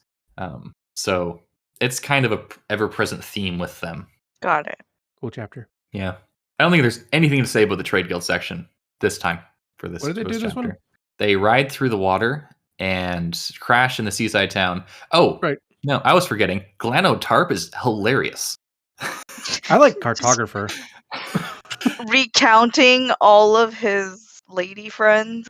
Oh, that's later. But this part is like he reveals everyone thinks that Recanto Ilk is the one with bad eyesight. Oh yeah, but really, it's Glano Tarp. He can't make out anything beyond 30 paces. Oh, like here comes a sheer wall. I hope everything's okay. Yeah. Yeah, that made me laugh out loud. Is he the one that has the terrible vocabulary? He just makes up words like expanderating. Oh, maybe. And he refuses to let go of the reins when the carriage is crashing, so he just shatters all of his bones. Yeah. I don't think I want to get healed. It costs too much money. It costs too much. Do you have some splints? Oh man, I love that. 15? Oh, I do. I do have actually. Did I something right here? Ashaman is just like not himself and told the Hounds. I know. There's so many good lines. This is the last one I highlighted. Not because it's the last one to deserve highlighting. It's just the last one I figured. Okay, so this is actually from Clip. Ooh. I know. The Leosin of old had it right. Justice was unequivocal. Explanations revealed the cowardice at the heart of at the core of every criminal. The whining expostulations, the succession of masks, each one tried on and discarded in desperate succession. The not my fault mask, the it was mistake mask. You don't understand and see me so helpless and have pity I'm weak. He could see each expression, perfectly arranged round eyes, equally perfect in their depthless pit of self-pity. Come in, there's room for everyone. Mercy was a flaw, a sudden moment of doubt to undermine the vast, implacable structure that was true justice. The masks were meant to stir awake that doubt, the last chance of the guilty to squirm free of proper retribution. Clip had no interest in pity, acknowledged no flaws within his own sense of justice. The criminal depends upon the compassion of the righteous and would use that compassion to evade precisely everything that criminal deserved. Why would any sane, righteous person fall into such a trap? It permitted criminals to thrive. Since they played by different rules, it would hold no pity or compassion for those that might wrong them. No, justice must be pure. Punishment left sacrosanct, immune to compromise. He would make it so. For his modest army, for the much larger army to come, his people, the Teist Andy of Black Coral, we shall rot no longer. No more dwindling fires, drifting ashes, lives wasted century on century. Do you hear me, O Lord? I will take your people, and I will deliver justice upon this world. So Clip's a sociopath. Well, yes, he's very extremist. But I think you mean the dying god. Well, that's what I was gonna say. Is this really Clip? It's not, right? I think Clip was easily possessed just because of how much of a sociopath he is. Okay. This also mirrors the first quote I actually had, this one where Slar is like, sadness isn't self-pity, although stupid people sometimes mistake it as it. And Clip is, according to the text here, at least, he's not wrong about a very limited amount of people like Snell who do all these things, right? Like Snell talks about like how he does act consciously, he wears these masks to trick his parents into having pity for him. But Clip just describes that to everybody. This is what every criminal who he's very much othering here thinks. They're just all perfect sociopaths deserving of the harshest possible sentencing, which like totally flies in the face of the theme of compassion in the series. And so in this, the concepts of justice and the concept of compassion are set directly at odds. And while the argument for justice isn't totally weak here, because of course there are people like Snell who do act in these ways seemingly and are seemingly irredeemable, at least according to Krupp. I wonder if Snell's going to show up in the Witness trilogy. He rules Darujistan. As a new tyrant. But almost everybody in the Book of the Fallen is is not this perfect sociopath. They're just people acting as they feel is best, or they're lashing out at the pain they feel from the world. So don't you see that there is this parallel between Karsa and Clip in their extremism, right? But like Karsa, for us, we're like kind of rooting for him. Yeah, he's cool. We want to root for him. He's a badass. And then Clip, on the other hand, although they have very similar lines of thought, it's like, oh, Clip, you piece of... Yeah. I would say that Karsa is different in that he actually cares about other people. Like, he truly does care, and that's a large part of why he wants to bring down civilization. Because for example, he thinks that nobody should ever be a slave, right? No one should ever be put in chains and forced to work for another person. And also civilization alienates people from each other and puts people in these false hierarchies of power that he thinks are very bad and should be torn down. So it's a motivation. Yeah. And Clip, he claims to want justice. Really, it seems like he wants vengeance based on what he says there later. I think you're right. And the dying god wants vengeance. But also just like this concept of pure justice, like the Four Cruel Assail fought for. It's horrible, right? The Four Cruel Assail left everybody dead. Yeah. And it's like, who is he to basically administer this justice? Because he's just like everybody else. Yeah. Chapter 17. Humble Measure continues his boring plan to do boring things in Darujistan with the power of money. Fisher ensures the assassins stay away from the bridge burners. Snell meets his match in Belam Nam. Solara and Barathol decide to give it a shot, just in time for the Blacksmith Guild to shut him down. Char loses his temper, and Barathol experiences a measure of police brutality. Murillo meets Gorlis at his iron mine, and the two resolve a dispute. I want to say the first thing here, Bellingham is one of my favorite characters, and mostly because of his actions in this book, and this chapter, I mean.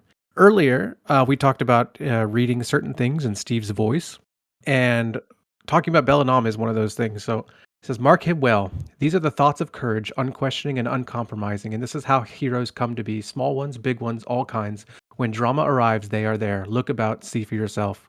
Bellingham's a hero. Murillo is a hero. And I think part of Steve's reasons for writing so many different POVs and so many different characters and so many people from Small X Life, although Bellingham is kind of a noble, it is to show the everyday heroism in small people and their acts. Mm-hmm. Kind of like Ulysses in that way. And it reminds me of something that Mr. Rogers used to say. He was actually attributing it to his mother. And he says every time that something bad happens on television, or you hear about something in the news, or anytime there's tragedy, and you feel down or you feel terrible about it, you should always look for the helpers, because they will always be there. And it's just such a wonderful way of looking at life and trying to stay on, the positive side and getting inspiration and hope from something so terrible. Yeah. Yeah, there are always far more people who work to put things back together after catastrophe than people who actually caused the catastrophe in the first place, right?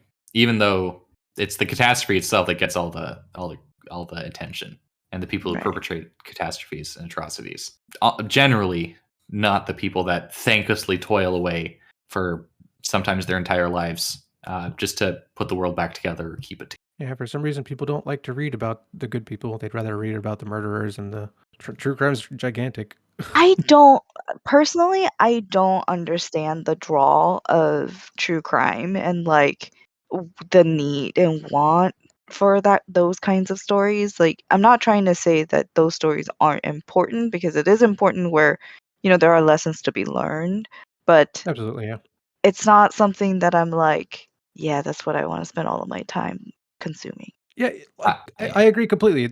They're good stories to know, and they're important, but so much of true crime almost seems like worshiping this darkness in humanity, and the sheer popularity of the whole thing is always shocking to me. There's nothing wrong with liking these things. I mean, everybody has their own hobbies. It's not hurting anybody, but at the same time, it's just like the sheer amount of it is just so staggering to me. I do like me some Junji Ito. Not that it's true crime, of course. But I would say that the draw for true crime is mainly catharsis for cultural and personal anxieties. Yeah. But I read something on Twitter of all places. That's actually recently it's really interesting for me to think about. It said that in fiction, it's always the villains that are the interesting ones and the heroes are boring. But in real life, it's actually the exact opposite. Villains, serial killers, for example, are nearly universally just people that were damaged in their childhood and need to exact it on other people. They're not sneaky. They're just bullies. They're just broken, malicious people that need to take it on the world. And yet, really heroic and good people, very fascinating in real life, right? Hearing about, for example, Mr. Rogers. That man was fascinating. Watch the 2 movies about him. They're incredible. Yeah. And he was, by all accounts, an incredibly good person. So in fiction, we get Hannibal Lecter, right? Who is he's a delightfully evil character to read about. Don't forget Buckle and Corporal Roach. Yeah, more Buckle and Corporal Roach. Real life, yeah, evil people are mostly just banal assholes. They're not interesting. They're boring. Well, that whole exchange between Bellingham and Snell was just so delightful. It was my first time reading it, obviously, so I wasn't really sure where it was going, and I was like, Bellingham, is this where it's gonna be revealed that he is also a psychopath? It's written like that, yeah. You're like right? Oh man, should I root for this guy? This is terrible. He's bullying this kid. He deserves it. Right. It was revealed oh no, he's just trying to, give Snell some of his own medicine. Yeah, I'm gonna play with him, and you're gonna lose all of their games.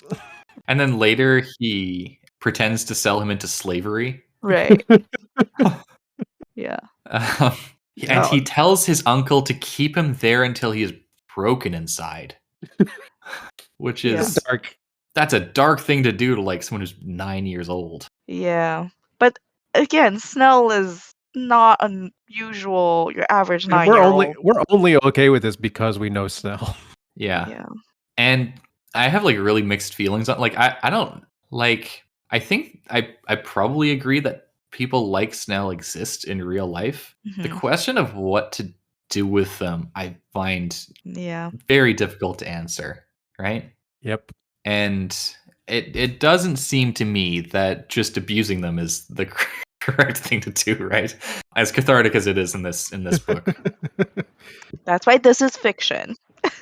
Yeah, exactly, right? And you're lucky I'm not editing this episode. I'd take that part out. As Krupp says, conscience can't be shoved down someone's throat. So like all of the pain that Bellum inflicts upon Snell here, like the only purpose is to make him scared enough that he's not going to bully people again. And that doesn't seem like a very sustainable way of making sure Snell is a good person. Yeah.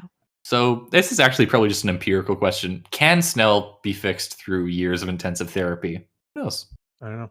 We should find out. There's lots of research about it. I don't know how conclusive it is. A lot of it's contradictory though, yeah. Yeah. Replication crisis in psychology it's pretty bad. And there's also just you cannot do these kinds of studies on people anymore. Yeah, like you can't do like kidnap kids at birth and then raise them without language and see what happens. That's just not an okay thing to do. Yeah. As much as we would learn about humanity. It all has to be just observational and, meta. What? There's a term for it. I don't remember anymore. Yeah, you can't be like, I'm gonna give this psychopathic kid proper medical treatment, and I'm not gonna give it to this psychopathic kid, and then we're gonna unleash them upon like a group of kindergartners and see what happens. Let's see if we could breed psychopath in children. Oh dear. Yeah. The time for that was, I guess, Unit 731, and that time has passed. They weren't all that helpful either. They were not. Let's pivot to Barathol and Solara and Shower. Because this is so sad. I loved Barathol and Solara getting together, and it was just so beautiful, and I felt for them, and it was so romantic, and then it was all ripped away from them. Yeah. And then she's just like, oh man, how the turntables, or how the tables turn. And then we get a Chower POV, which is so much fun to read. Like, I really loved it. It starts kind of out with a disclaimer. He's like, we don't really know maybe how these people think, but this is how it might be. And then it's just it's really interesting. I thought it was really interesting.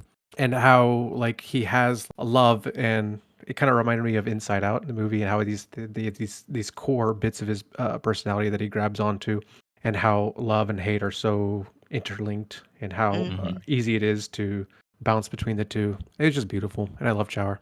And it turns out like he's just like a combat computer when hate takes over.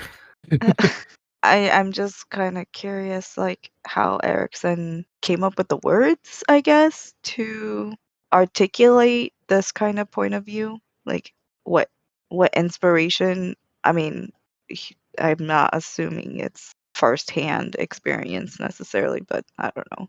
So yeah. Did you know? I don't know if I mentioned this before. Did you know the link between like cuteness and aggression? Is that why I had to bite my son? Yes. Oh, that thing. Yeah. Explain for our listeners. Well, it's like there's like studies done where, you have people and you show them like images of like really cute things, like really cute puppies and babies and blah, blah, blah. And they like look at the imaging of their brains and they see the aggression center in the brain start firing.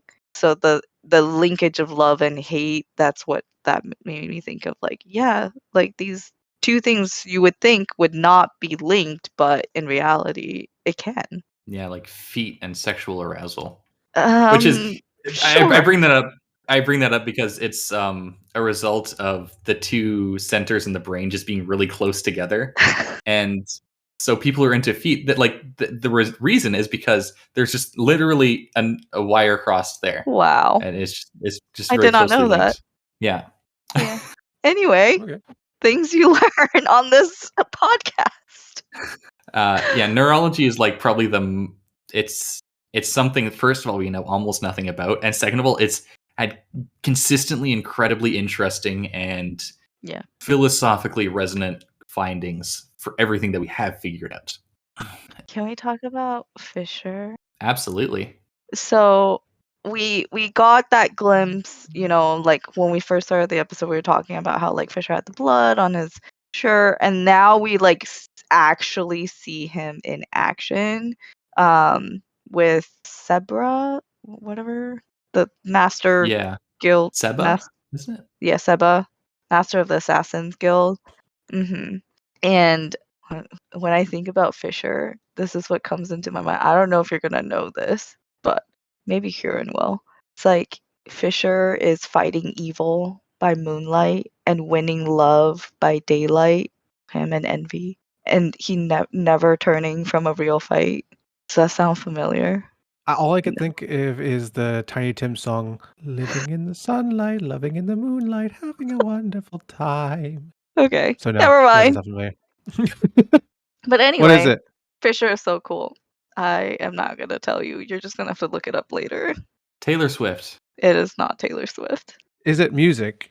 It is part of a song, but that's not usually what you would associate it with. Fast and Furious. Fast and Furious. No. Don't worry about it. We'll just move on. Transformers 5. We are moving on. Also, I don't want Fisher to die, and I don't think Fisher is going to die in this book because he's writing all this stuff. Yeah. So, but there was this like ominous thing about and this is the lesson here, dear friends. Even a man such as Fisher Keltath, for all his formidable, mysterious qualities, was quite capable of grievous errors in judgment. And I was like, boo, no, I don't want a lesson. I just want awesomeness. I think what you want is for Steve to write an entirely slice of life Malazan novel. I would like that. Featuring Fiddler and Race. Yeah. Just those two. They partner up. Other characters can be in there, but mostly Fiddler and Race. Like Paran and Race open a coffee shop. I don't know. Oh, there are domestic disputes when Paran is staying inside the Azath house. You never pick up your clothes. Yeah, it's like, Race, you never clean up. And he's like, I used to rule civilizations. This is terrible. I haven't had to do that in 500,000 years. And then Gothos shows up occasionally to be like a cranky granddad. Yeah. Yeah, where's that story? Where is this? I would actually read the hell out of that. That would be excellent. Okay. Can't put it off any longer. We have to talk about Murillo. All right, Hurin, time to start crying. I know you want to. No, I'm not going to. As much as I love Murillo, and I do, I think he's one of my favorite Malazan characters. It's actually later when the rest of his crew respond to his death that get teary-eyed. Yeah. I was very sad when he died, and is the best. Yeah. And it's all because of him not wearing the right shoes. Yeah. Blisters on his feet. Also Gorlas Viticus being a bastard. Also him killing Simtal. Also him just getting old. Yeah, that's also him being caring and loving and just being a good guy. And now I'm worried about Harlow. I know, right? Harlow did nothing wrong. He's like Beak 2.0, except he never killed anybody. Yeah. Yeah. And he doesn't have like superpowers like Beak. He is smart and lovable. Yeah. He has superhuman empathy. There we go. and Murillo like gives away his gold, and then it goes to like the terrible mine owner, and then it goes back to Gorlas Viticus. Yeah. And Gorlas Viticus like shows up a bit early to twirl his mustache and tell the mine owner that, oh, I know you're dying, but if you don't do what I say, then I'm gonna throw you out for your last few days of life. It's horrible. Last episode, you were complaining about Viticus just being like this rich noble, and they don't really exist anymore. We just solved that problem, and you're right. I agree with all that, but like rich assholes still exist who will use their power and their money to use people like that, and it it's easy to look at it like that. Yes. To his credit, Gorlas Viticus is not just a noble, he's also a budding capitalist. Yeah. like a Rockefeller 0.01 or something like that. I like how he and his little group get absolutely no respect in the council. Yeah. Cole just kind of like slaps them down without. That was trying. A fun scene. Yeah. Although, I mean, I fear for Cole, how this is going to pan out. But yes, that was a nice little tete-a-tete. Have I referenced the triumvirate at all with reference to Gorlas Viticus and his buddies? I don't think so.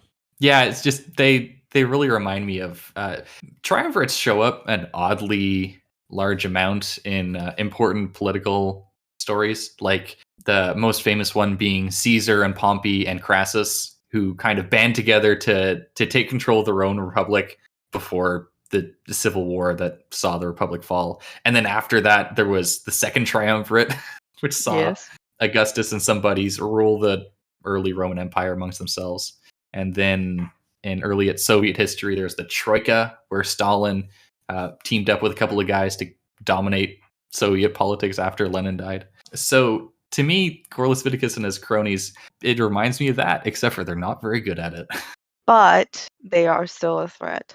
Mm-hmm. Absolutely. Yeah, stupid evil people are still a threat. They're like some of the most threatening people around, right? Because not only are they evil in a lot of ways, but their stupidity can cause them to do things that smart, stupid people wouldn't do that can be more damaging. Right. Because stupid people often don't do things that are damaging directly themselves, but stupid, evil people just don't.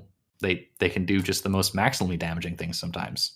Yeah, they could get desperate enough. I get fairly sad when Murillo dies here, but it's not actually more sad than when, for example, like Kedivus is killed or any of the bridge burners die. But this is one of the moments that people generally reference a lot when they think of sad moments in the series. Oh, really? Which, yeah, it's not something that I personally view as a standout moment. But it's definitely well written, and it's set up to be kind of perfectly tragic because Murillo is thinking this entire time, it's like, oh, if only X hadn't happened, I would have been able to beat I would be able to beat Gorlas. And then he also resolves after he's wounded and he knows that he's probably going to die. He's like, I can't let myself die. I have to do it for Harlow. Right. I have to live for Harlow, and he dies anyways.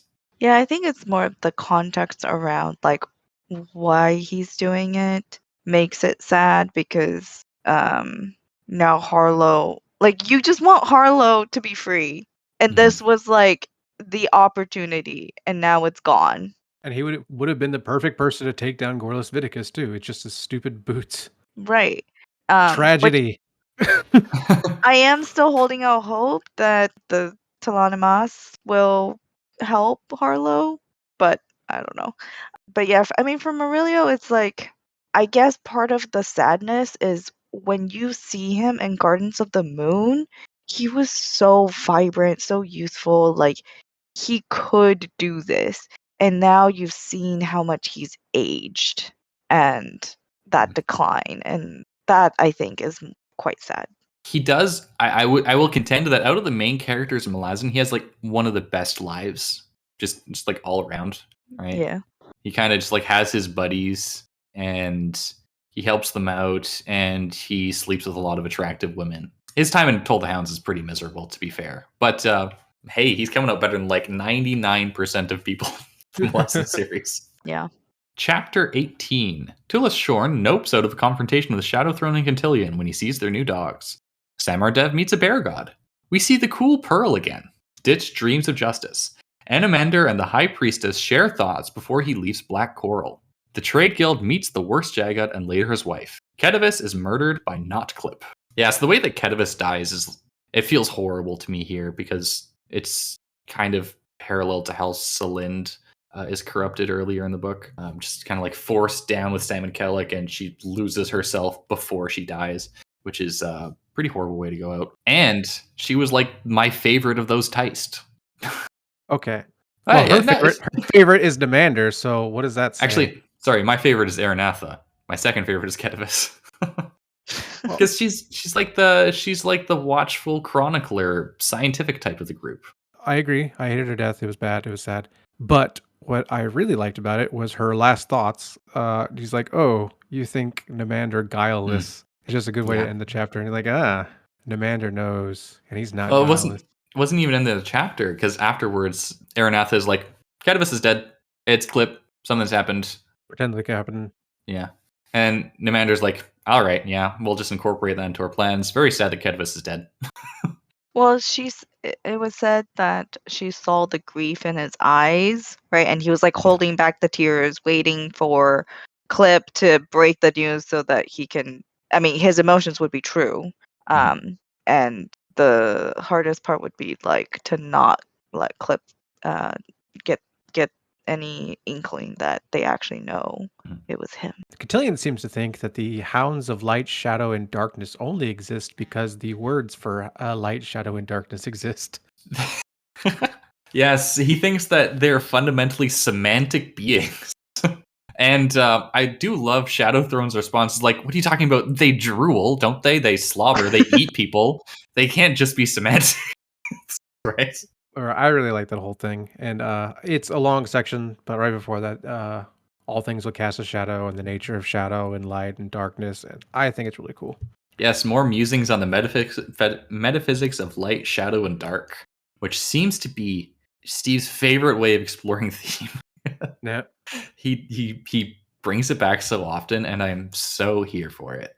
I mean, we get a little physics lesson at the beginning of this chapter.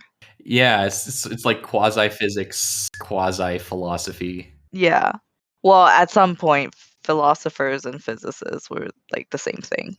Oh, absolutely. Yeah. So scientists for a long time called themselves natural philosophers. Right. And it's kind of an odd assertion to say that nothing in the universe is unique. Yeah. But whatever. Cotillion isn't a particle physicist. So earlier we were talking about the Tregall Trey Guild sections. It's I think I've been an apologist for a lot of these things that either you two have been calling superfluous. It's hard for me to make an apology for this section. This, like I think I mentioned earlier, this feels a lot like a Balcolin and Corporal Broach novella, and it's very funny, and there's lots of slapstick, but this was probably the least funny of all the sections, even though like him breaking his legs and the rapier getting stuck in the thing. It's hard for me to. This might be me as a reader. I just don't see how this fits thematically with a lot of the rest of the book. This idea of the Jaghut just being a giant dick and burying his wife. It's kind of funny when they have these, and I know I've shown my distaste for the quarreling husband and wife type of boomer humor, but I just didn't see, him cursing all of these young women, and I just didn't see it. Yeah. Maybe you can help me out. I don't think I can. Okay. Any listeners, please help me out. I don't think there's anything necessarily wrong with this section besides like it being superfluous. I don't think like the ethics of this Jaghut are like especially compromised compared to the other villains in the series. But it does feel very bad to me that this particular thing is happening to the women of this village for seemingly no reason, right? Yeah. It seems like he's just kind of misogynistic, yeah? Yeah. Yeah. He can't take rejection. Yeah. Yeah. He blamed his wife, she's a woman, and then the people were like nice to him, and then he blamed them for a woman rejecting him, and so he blames all women. Maybe he's just an incel or something. That's what I was getting out of it. But but why does it need to be in this story? Yeah. Like I said, I just don't see how it fits thematically. I do find it hilarious when the Bull brothers just it turns out that there, I guess, a lot of Jaghut in Montwood, and the Bull brothers just kind of hunt them down and murder them. Always a Jaghut. Swamp Witch, right? That's what they call them? Yeah, they call it Swamp Witch. Yeah. So Swamp humor is just always funny. That's Swamp Law. Swamp Law don't count here. Yeah, the Bull brothers have like a special resistance and effectiveness against magic, which I guess was born out of them just fighting Jaghut for generation upon generation, kind of hunting them down and murdering them. I guess. They're such goofy characters. Other than race, this Jaghat, Agape, is like the worst Jaghat we've met, right? Yep. Yeah. Oh wait, unless we're counting the Panyan seer. Oh, But he has a tragic backstory and sort of excuses, and he's a little crazy. But he's definitely the best. So it's hard for me to imagine like them just hunting Jaghat for no reason, right? Because usually the Jaghat come off as like just humorous, like I don't know, feel good, relaxy type of come and sit down, have a drink with me while I make fun of you.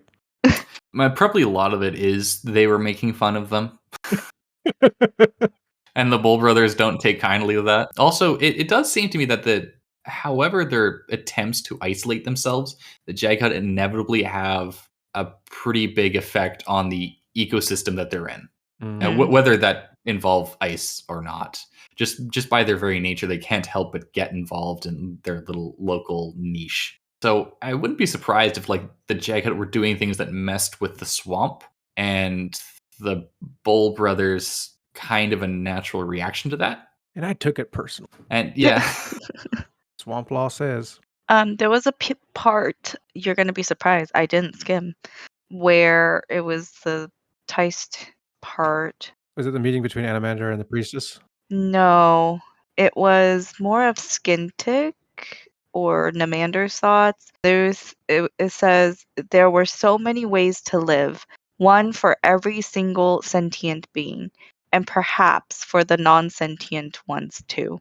That it was a true miracle whenever two could meet in mutual understanding or even passive acceptance. Proof, Skintick had once said, of life's extraordinary flexibility. But then he had added, it is our curse to be social creatures, so we've little choice but to try to get along. I thought that was very poetic.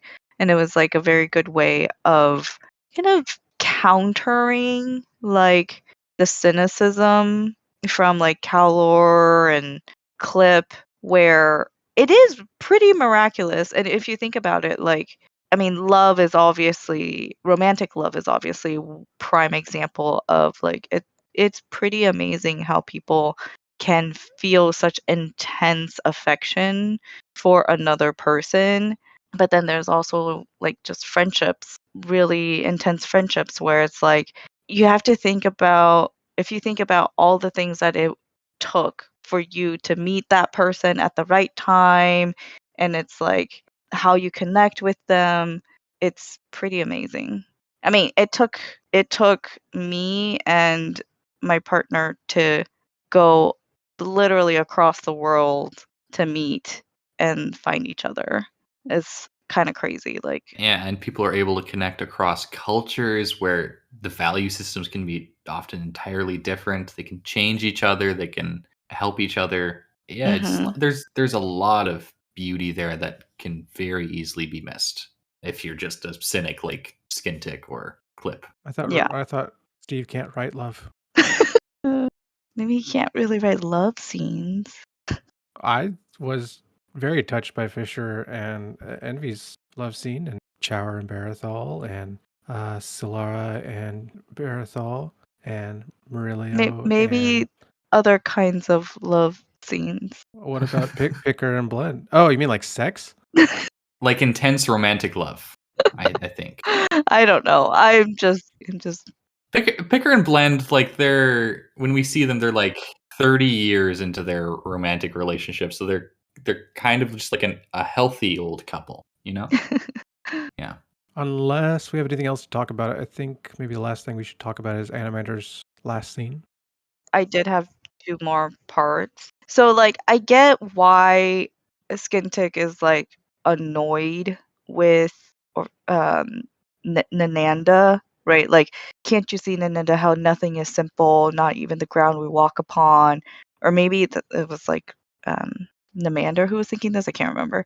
But I mean, cognitively, we have to make shortcuts. Like, we have to simplify things because there's too much information and too much simulation. And for some people, their threshold for like how much information they can process and how much simulation they can process is pretty high. But other people, like, it's fairly low, right? And they would get really overwhelmed and they could just freeze and not be able to function and respond. And so for me, I was like, I kind of relate to Nananda because there are times where you're just like, I just need it to be simple.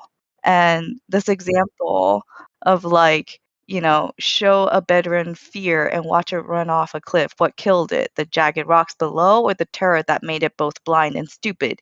And then Nenda would just shrug, who cares? Let's just eat the damn thing. Right. And it's like, I get it. Questioning everything all the time is so exhausting. It's impossible, really. I have two things to that. One is I've said this before in the series, but humans were not evolved for this complex modern world where you know more than 100 people, right? And there are like so many layers of complexity that we've built up that are not what we evolved to be, which was tribal hunters in small tribes of like 30 to 100 people, right? And so many of our problems stem from just that fact that we were not made for this, literally, and we haven't had time to evolve to adapt to the circumstances, which are changing at an ever increasing rate. And second, like humans need abstraction to map onto complex concepts so that we don't go crazy. This is really noticeable in computer science, where if you're writing in a high-level language, which is a language very far removed from actual computer operations, like Python. Python has a concept called print statements, which is where you say print and then a sentence or character or something like that. We call it string. And it will print it to the screen. And that's what it does. And the simple statement print this is hiding incredible complexity that nobody in the world can understand all of the levels of complexity there, because some people theoretically can, but they tend to be, they make it their entire lives. They write it simply. Yeah, exactly. So like there are all these layers that we have created to help people manipulate computers in these ways. And computers are kind of simple. They do exactly what you tell them. But we can't comprehend them. We can't, like, no person can comprehend the entirety of how computers work in the modern age. So like you need to simplify, as you said. And it's things like ethics and how to interact with other people are massively more complex than computers are. Yeah. It's not even a contest. Kind of like a little counter to that would be, okay, it is easier to simplify, but then we lose like some of the nuances and ability to like sympathize and empathize with other people. And so that's when it is fruitful to go a few layers deeper and ask those questions of like, what is the motivation for this person? Why are they reacting the way that they are? Right. So it's all about a balance, and people sometimes are very balanced and other times they're like, you know what, today is not the day. I just need it to be simple. As with all things, it's about finding a happy medium. But it does always annoy me when there are people who claim to be able to see to not be reducing things right in their own minds, to not be simplifying. And sorry, everyone has to do that to some extent. It's really bad to do that in certain situations, and finding out what those situations are is very important.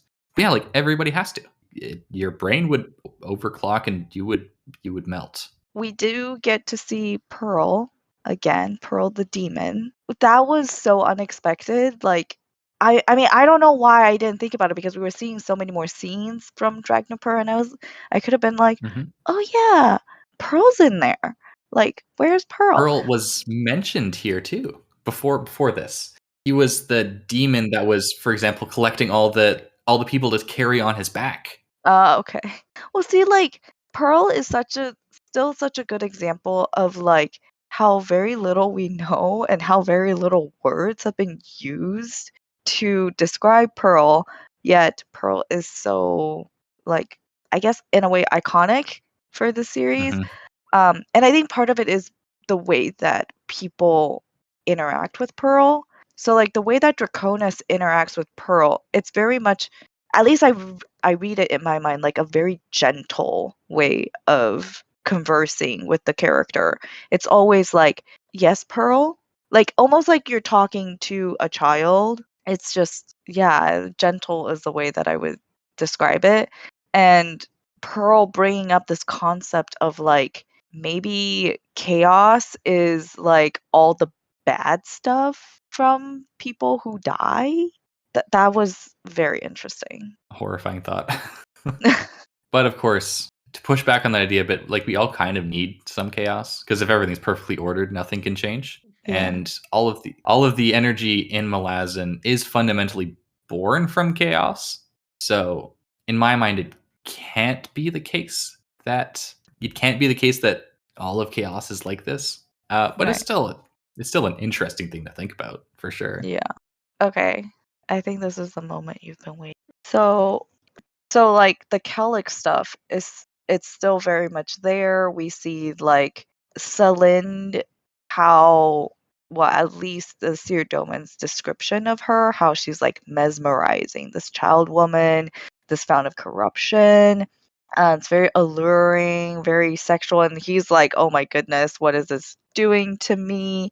And then there's also like Munkrat's like observation that Gradithan, how he was all ambitious but now has lost all the perspective because of the Kellic.